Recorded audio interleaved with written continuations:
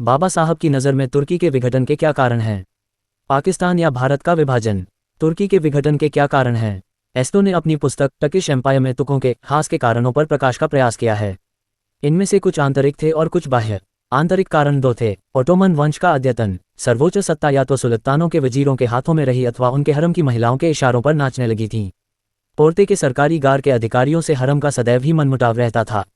पोर्ते प्रकटता सुल्तानों के रेनुसार शासन चलाते थे। कनिष्ठ से लेकर सर्वोच्च श्रेणी तक के सभी अधिकारियों की पद, नागरिक और सैनिक सभी कार्यालयों को सर्वाधिक बोली लगाने वालों को बिक्री करने से हेतु थी। अपना उद्देश्य साधने के लिए उन्हें यही सरल उपाय प्रतीत होता था कि वे हरम की महिलाओं को घूस दें और इस तरह सुल्तानों की सहमति प्राप्त कर लें। इससे हरम एक ऐसा केंद्र बन गया था जहां से संपूर्ण तुर्की साम्राज्य में भ्रष्टाचार फैल गया और यह इसका एक कारण बना। तुर्की साम्राज्य के पतन का दूसरा मुख्य कारण था उसकी सेना का आप होना। विगत 300 वर्षों के दौरान उसने अपना वह ओज और साहस गंवा दिया जिससे ऑटोमन्स ने अपने प्रारंभिक काल में अनेक युद्ध जीते थे। ये सेना के स्वरूप के कारण हुआ जिसमें सैनिकों की भर्ती केवल तुर्कों और अरबों तक सीमित कर दी गई थी। साथ ही लूट के अवसर और उस लूट को सेना में बांटने की आशा भी घटी थी जो पहले उन्हें लड़ने के लिए इंगित करती थी। ये स्थिति बाद की उस अवधि में भी बनी रही थी जब साम्राज्य रक्षात्मक शक अपना रहा था और नई विजयों का सवाल ही नहीं रह गया था, अपितु जो कुछ जोता था उसे कायम रखना ही उद्देश्य बन चुका था। तुर्की के पतन के बाह्य कारणों में मुख्य कारण यूरोपीय राष्ट्रों में लूटमार करने की प्रवृत्ति का उभरना बताया जाता है, परंतु इस दृष्टिकोण से एक वास्तविक कारण लुप्त हो जाता है। तुर्की के पतन का वास्तविक और प्रमुख कारण उसके प्रजाजनों में राष्ट्रीयता की भावना की अभिवृद्धि था। ग्रीक विद्रोह, सर्वों का विद्रोह, बुल्गारियनों और अन्य बाल्कनों का तुर्कदिस्ता के विरुद्ध विद्रोह स्पष्ट रूप से ईसाई धर्म और इस्लाम के बीच टकराव के परिचायक थे, परंतु यह केवल सतही तौर पर दिखने वाला कारण था। ये विद्रोह तो उस राष्ट्रवाद की भावना की अभिव्यक्ति था जिससे वे उत्प्रेरित थे। इन विद्रोहों का तात्कालिक कारण तुर्की का कुशासन, इस्लाम के प्रति ईसाई धर्म का विरोध भाव और यूरोपीय राष्ट्रों का षड्यंत्र भी था, किंतु इनसे वास्तविक प्रेरक शक्ति का स्पष्टीकरण नहीं हो पाता। वास्तविक प्रेरक शक्ति तो राष्ट्रवाद की भावना ही थी और उनका विद्रोह तो उनकी उस आकांक्षा की अभिव्यक्ति मात्र था जिसका उनमें स्फुरन हुआ था। तथ्य यह है कि राष्ट्रीयता की भावना के कारण ही तुर्की का पतन हुआ। यह विगत युद्ध में अरबों के विद्रोह और स्वतंत्र होने की उनकी इच्छा से सिद्ध हो जाता है।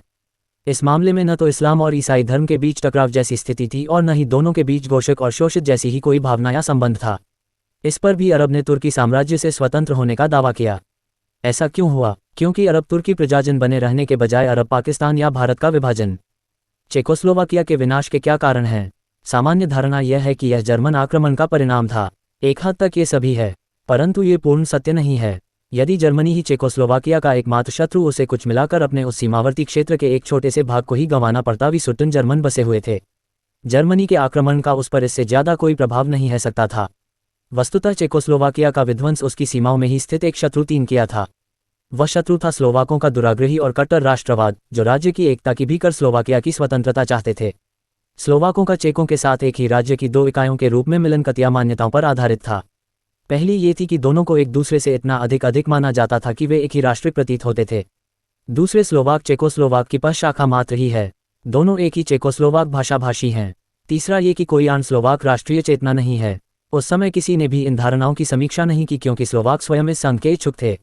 उन्होंने शांति सम्मेलन में अपने प्रतिनिधियों द्वारा 1918 में की गई औपचारिक घोषणा द्वारा अपनी यह इच्छा व्यक्त की थी।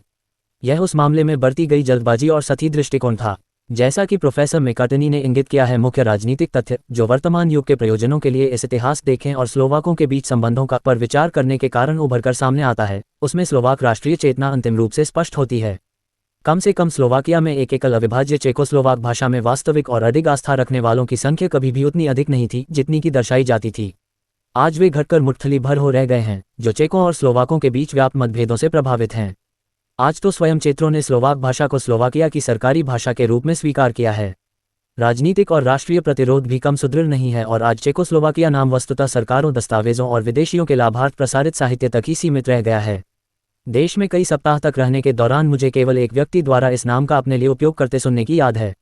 वह एक अर्ध जर्मन, अर्ध हंगेरियन युवती थी जो इसे विशुद्ध राजनीतिक दृष्टि से इस्तेमाल करती थी, जिसका तात्पर्य यह था वह इरिडेंटिज्म को निरर्थक समझती थी।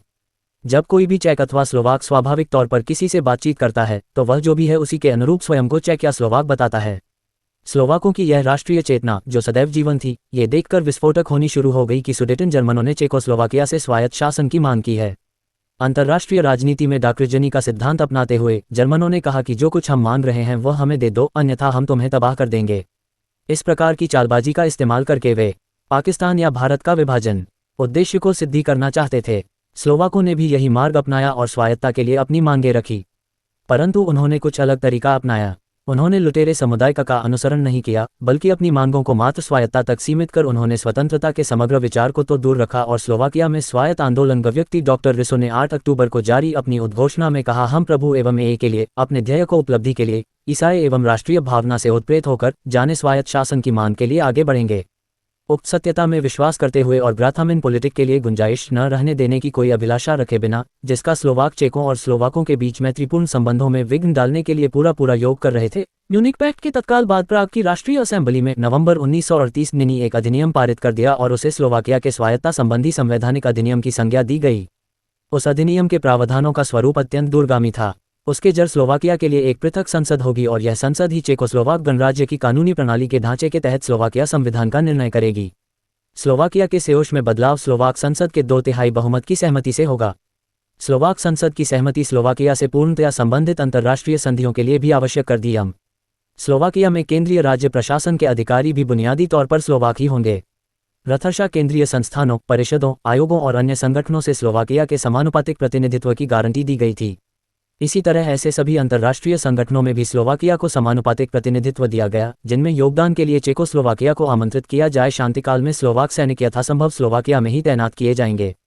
जहां तक विधायी प्राधिकारों का संबंध है, सामान्य हित के सभी विषय चेकोस्लोवाकिया संसद को सौंपे गए थे। स्लोवाक को इन अधिकारों की गारंटी देते हुए संविधान अधिनियम में ये प्रावधान किया गया कि राष्ट्रीय असेंबली द्वारा किए गए संवैधानिक परिवर्तन तभी वैध होंगे जब ऐसे परिवर्तनों के पक्ष में अपेक्षित संवैधानिक बहुमत होगा। इसमें स्लोवाकिया विदेशों से शौक में निर्वाचित राष्ट्रीय असेंबली के सदस्यों का समानुपातिक बहुमत भी शामिल है। इस तरह गणराज्य के राष्ट्रपति के चुनाव के लिए संसद के सदस्यों के अनुपातिक बहुमत की सहमति भी अनिवार्य थी। इसके अलावा इस बात की पुष्टि करने के लिए कि केंद्रीय सरकार पर स्लोवाकों का विश्वास होना आवश्यक है, संविधान में ये प्रावधान भी किया गया कि संसद के 1/3 स्लोवाक सदस्य अविश्वास प्रस्ताव भी पेश कर सकते हैं। ये संवैधानिक परिवर्तन चेकों की इच्छा के विरुद्ध लागू किए गए थे। चेकों और स्लोवाकों के बीच इससे एक ऐसा अंतर आ गया जो इससे पहले कभी नहीं था, परंतु यह इस आशा से किए गए थे कि दोनों के बीच जो अपेक्षाकृत मामूली विवाद हैं वे मार्ग में रोड़ा नहीं बनेंगे और स्लोवाकों का राष्ट्रवाद ही उन्हें देखों के और अधिक निकट लाएगा। स्लोवाकिया को एक स्वतंत्र स्तर का दर्जा देने के लिए पाकिस्तान या भारत का विभाजन, किए गए संवैधानिक परिवर्तन तथा ये तथ्य कि ऐसे दर्जे की गारंटी स्वयं स्लोवाकों को हर के बिना नहीं बदली जा सकेगी, यह आश्वस्त करते थे कि चेकों के विलय से स्लोवाकों राष्ट्रीय पहचान के विलुप्त होने का कोई सवाल नहीं है। विभेदात्मक चिन्ह से लागू हुई से सांस्कृतिक धाराएं पृथक हो गईं और स्लोवाक अपने रंग से वंचित होने से चच गए। नए संविधान के तहत निर्वाचित प्रथम स्लोवाक संसद का उद्घाटन 1/8/1999 को हुआ और संसद के अध्यक्ष डॉक्टर मार्टिन सोकोल ने घोषणा की, स्लोवाकों की स्वतंत्रता के लिए संघर्ष की अवधि समाप्त हो गई है, अब राष्ट्रीय पुनर्संयोग का काल प्रारंभ हो गया है। इसके बाद जो अन्य भाषण हुए उनमें भी यह संकेत दिया गया कि अब जबकि स्लोवाकों को स्वायत्तता प्राप्त हो गई है, वे चेकों के प्रति कभी वैमनस्य महसूस न करेंगे और दोनों ही चेक स्लोवाक राज्य के प्रति निष्ठावान रहेंगे। स्लोवाक संसद का उद्घाटन हुए अभी 1 माह भी नहीं बीता था कि स्लोवाक राजनीतिज्ञों ने विभेद के विरुद्ध तथा पूर्व पृथकता के लिए अपना संघर्ष प्रारंभ कर दिया। उन्होंने उत्तेजक भाषण दिए जिनमें चेकों की आलोचना की गई, चेकों द्वारा उनका दमन करने का दोषारोपण किया गया और स्लोवाकियन के लिए पूर्ण स्वतंत्रता की मांग भी की गई। मार्च के प्रारंभ होते होते स्लोवाकिया में विभिन्न रूपों में पृथकतावाद ने चेकोस्लोवाकिया राज्य की अखंडता को ही गंभीर खतरा उपस्थित कर दिया। 9 मार्च को यह विदित हुआ कि स्लोवाक प्रधानमंत्री टिसी ने स्लोवाकिया की पूर्ण स्वाधीनता की घोषणा करने का निश्चय कर लिया है। इस कार्यवाही का पूर्वाभास होने पर मार्च को स्लोवाकिया में सेनाएं भेज दी गई और गणराज्य के राष्ट्रपति डॉक्टर हाचे ने प्रधानमंत्री टिसी को अन्य स्लोवाक मंत्रियों सहित बर्खास्त कर दिया। अगले दिन टिसी ने, जिनके बारे में अनुमान लगाया गया था कि वह पुलिस निगरानी में हैं, चर्लिन को टेलीफोन कर सहायता का अनुरोध किया। सोमवार को टिसी और हिटलर में भेंट हुई और 1.5 घंटे तक बर्लिन में वार्ता चलती रही।